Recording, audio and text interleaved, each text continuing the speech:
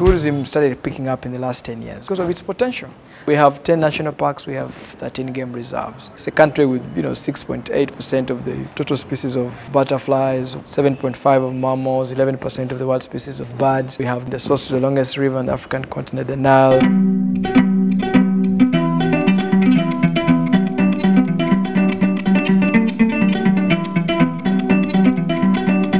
Every investor is most welcome because the people here are so sober. They like outside people to stay with. And Adjumani as a district has a lot of potentials.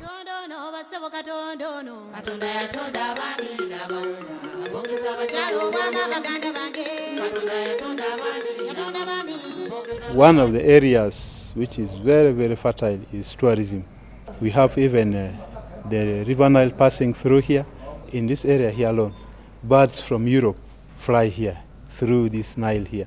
So as an investor, when you invest here, people will come and watch birds. In Inimule, there is a national park where there are elephants, there are buffaloes. We have Zoka Forest and Madi Wildlife Reserve. We also do have a very small hot spring. This hot spring is so good. It cures some skin disease. So those are areas where really investors can come and put facilities for other people to come and enjoy. I call upon all the investors, being local, being Western, they are most welcome for investment in Adjumani.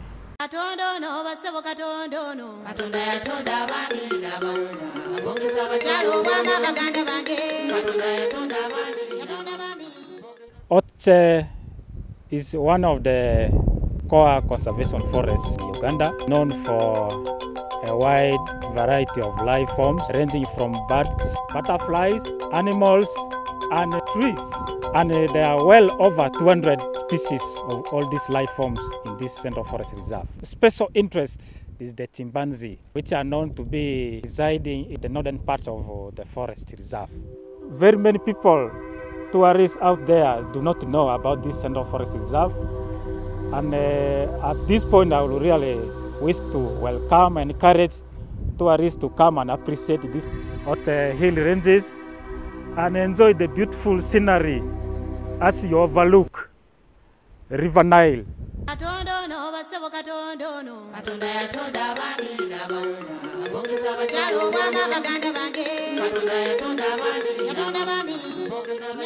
One of our main tasks which we're looking at is to develop an infrastructure together with partners, basically for tourists who can come and experience the legacy of Northern Uganda history and trying to enjoy what it looked like in the past. Sir Samuel Baker, Charles Gordon, Emin Pasa were some of the most important explorers who ever lived, and they came to Northern Uganda.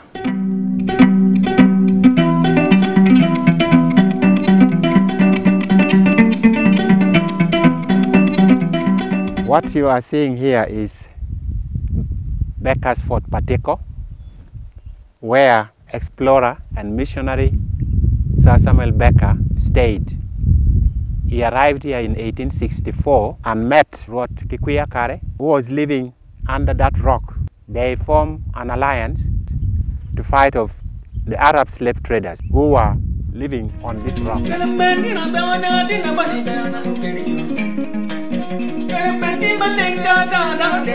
Sir Samuel Baker came with his wife, who was later named Anyadwe. Anyadwe means daughter of the moon.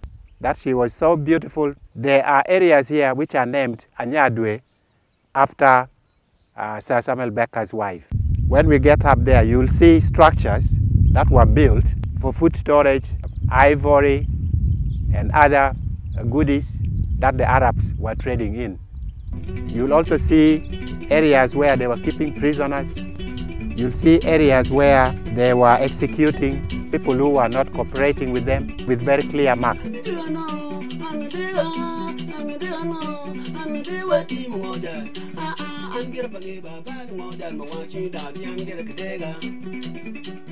As you can see, this area is completely undeveloped. It has very good potential for tourism. Investors could come over here, look at the place and see what they can do. The world had not known about this place because nobody talks about it. You could only find it in the history book. The chiefdom of Pateko will welcome so that we can have an arrangement to promote this place all over the world. Ruat Kikuya Kare is my great, great, great, great, great grandfather. People in this country have very serious diversity in terms of culture. If you went to a neighboring country, you'll find them having same traditions, same dances. But in Uganda, almost every 80 kilometers you come up with different traditions, different dances, different physical appearances. The reason is because people came from different walks of life across Africa, and they all converged in a fertile country called Uganda.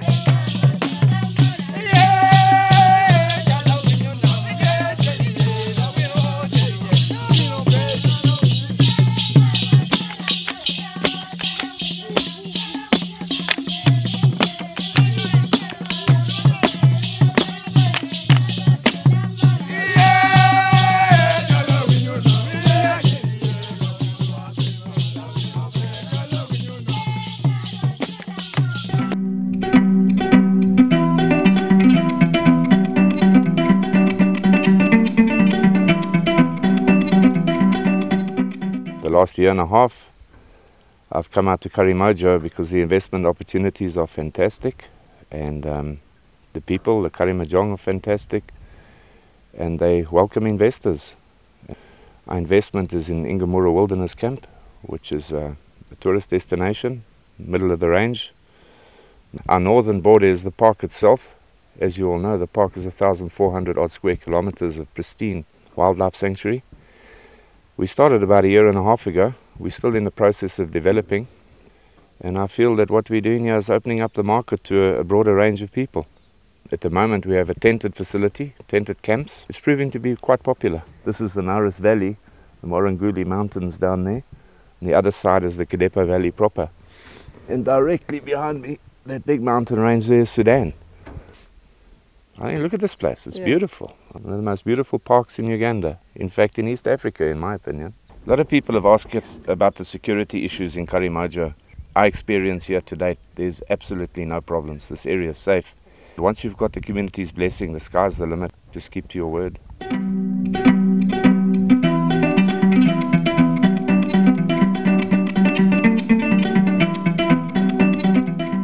Well, the people are very happy with the investment in general, especially the investment that concerns conservation. The most important is come to the people who own the land, whom the investor can work with, and whom the investor targets as primary beneficiaries of what is investing.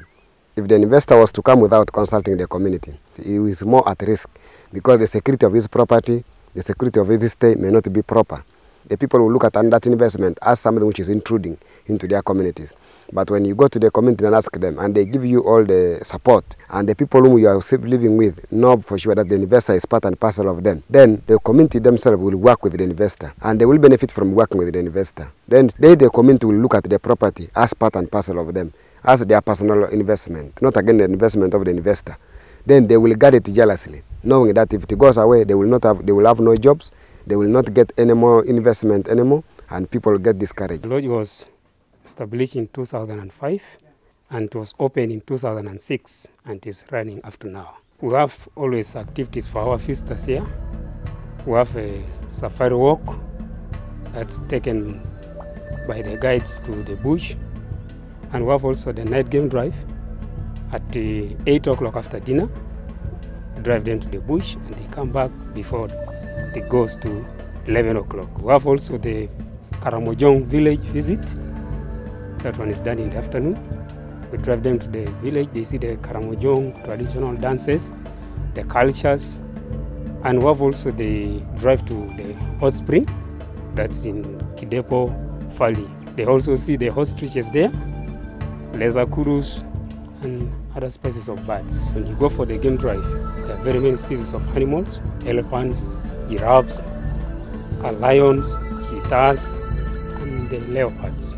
So you're warmly welcome to Apoka Safari Lodge. The investment opportunities in the northern part of Uganda are enormous. The tourist infrastructure is virtually non-existent. And any investor who will come will be both rewarded and welcomed by the northern people.